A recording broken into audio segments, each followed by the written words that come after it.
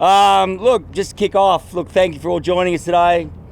An auspicious day for our club, for our organisation, for the city.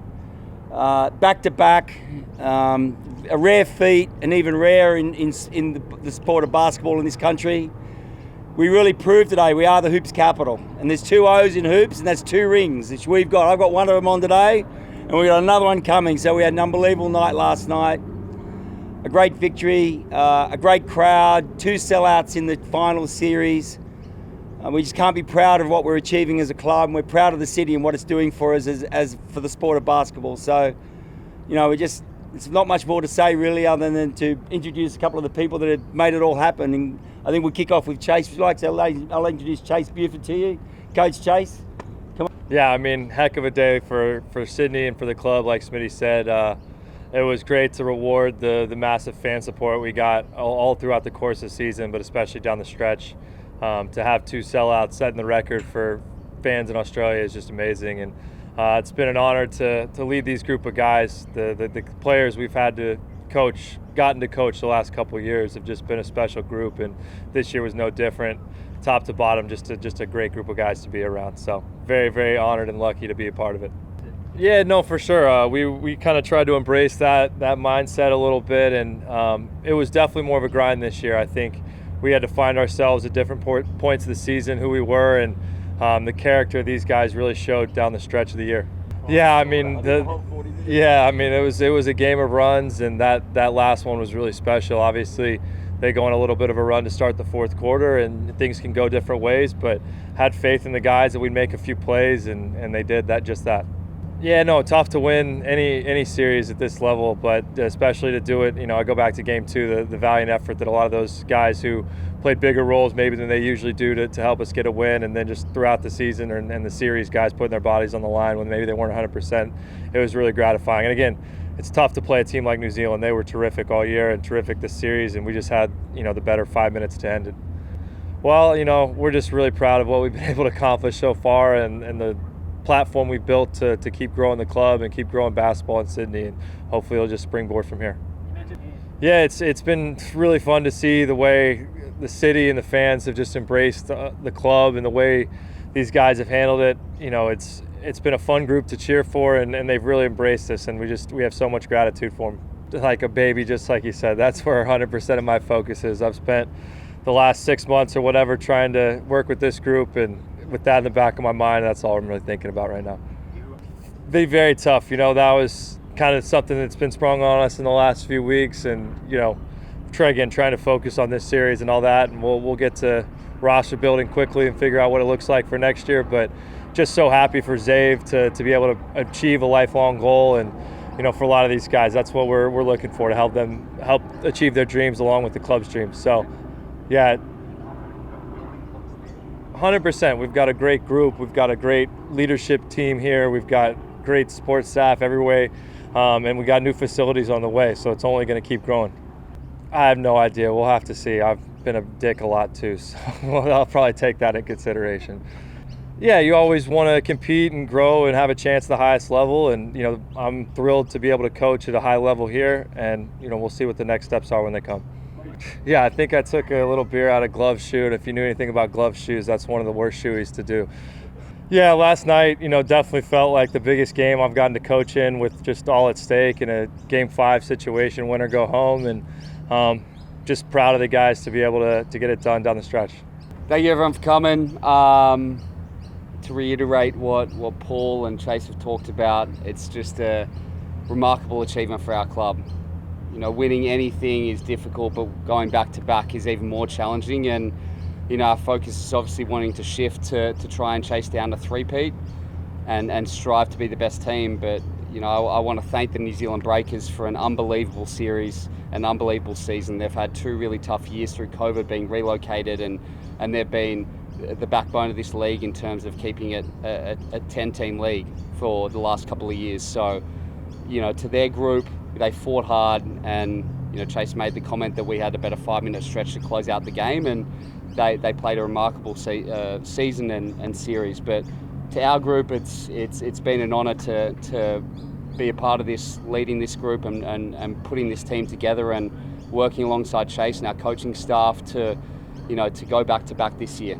We had a lot of guys, our 3 major imports last season, leave, and a lot of people automatically want to count you out and say how they're going to be able to do it, and we're lucky enough to bring people like Derrick in and have people like Angus return on the final year of his 3-year deal, and bring guys like Justin and Tim that are complementary pieces to Xavier, and again, we're able to put a unique group together that we're able to get the job done. So what it means for this city, I know, 17-year drought last year, to be able to bring it back again in front of 18,000, another record crowd over the last 2 games, it's quite an enormous feat, and we're just thrilled to be able to do it for the city.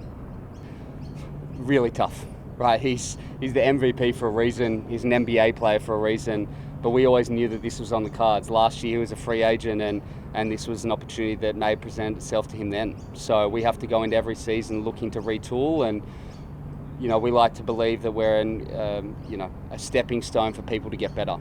And so for Xavier, we had promised him 4 years ago that we want to get him to the NBA, and we've been able to accomplish that goal, and he's been able to accomplish that goal. And with the coaching staff that we've had and the performance stuff that we've had and the plays we've put around him, it's a testament to his work ethic. But we look to retool and look to compete. So he's hard to replace, he's impossible to replace, but I think we've got the right basketball minds in our front office to be able to do that. It's difficult. We had 72 hours to sell that game, and so we're thinking 12, 13,000, comparable maybe to the semi-finals or last year's grand final game 1, and to be able to have that turnout in a 3-day turnaround and on a Wednesday night.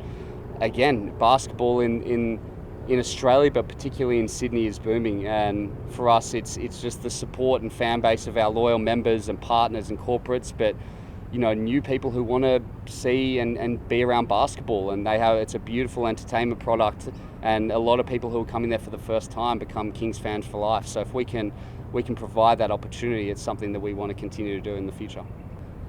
It does, that's and Xavier, we've put 5 players in the last 5 seasons into the NBA, and winning back-to-back championships, players see this opportunity as maybe they'll take a different role or less money to want to play for a club that invests in them in their future and to get them to the next level. So for us, that's definitely something that we'll utilise.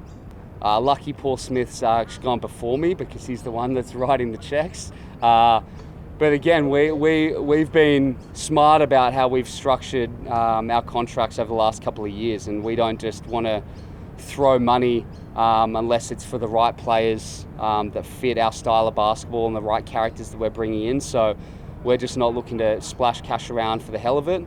But to that end, we've got a very committed ownership group in Paul, Luke, Andrew, Paul, and Wallamai group led by Robin Denholm that aren't afraid to compete and invest in the right people for the right price. And again, we've got some smart basketball minds that are able to do that. But no, I don't think they're hesitant to spend by any means, but we're just going to be smart about how we do it.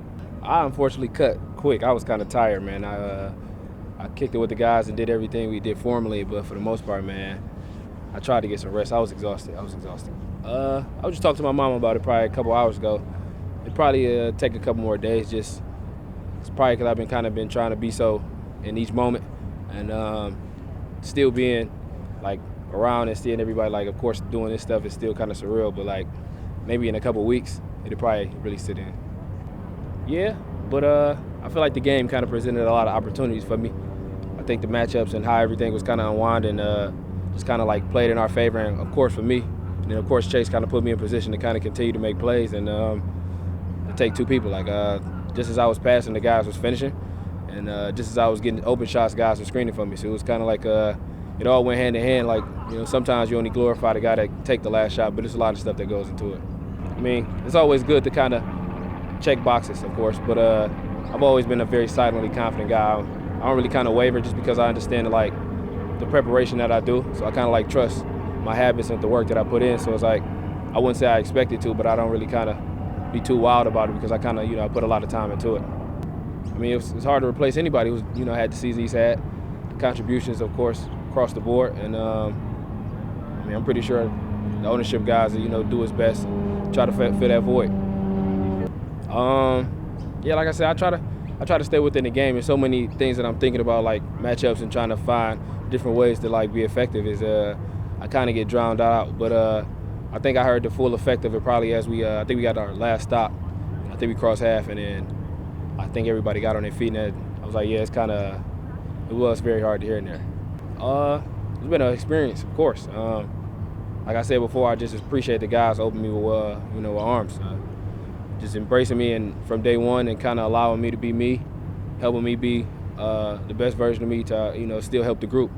It's something that I obviously appreciate, and it was a conversation we had prior to me coming here, and I feel like both sides delivered, and I'm extremely satisfied and happy how everything ended. I think we had that conversation when the time is right. I don't really have an answer for you right now. It's okay. It's pretty sore, but all the beers last night and the wind made it work. Self-inflicted pain are you in right now? Yeah, fair bit. Tell us about the feeling. What is it like going back to back? Yeah, unbelievable. I think anyone that plays our sport or any sport knows how hard it is to win just 1 year, but to be able to go back to back is pretty special, and it's a pretty rare feat. So yeah, pretty happy, and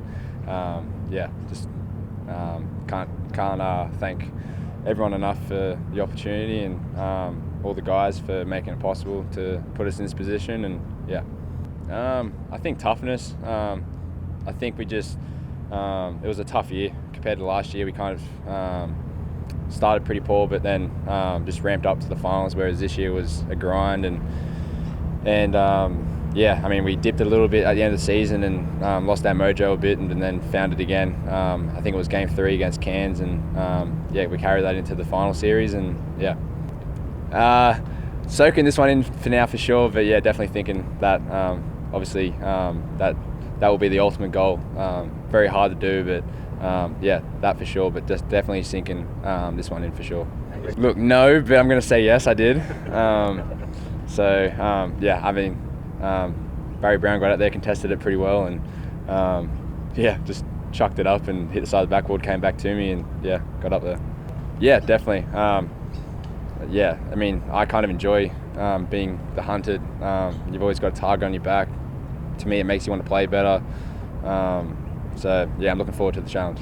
I just wanted to win. I guess the constant impact didn't help, I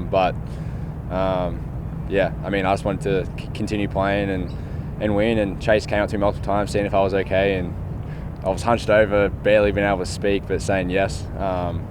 Just trying to find whatever I could to help the guys get over the line. I mean, the body's been pretty good all year. Obviously, there's always bumps and bruises throughout the year, and final series was a little bit more physical than what a regular season game is, obviously, and like I said, I'm pretty banged up, but the celebrations will make it feel better. I mean, we've got the best fans in the league, and for them to chant that was pretty cool. But I mean, at the end of the day, Derrick was my MVP as well, so I'm not really too fussed about that. I was just happy that we were able to go back to back.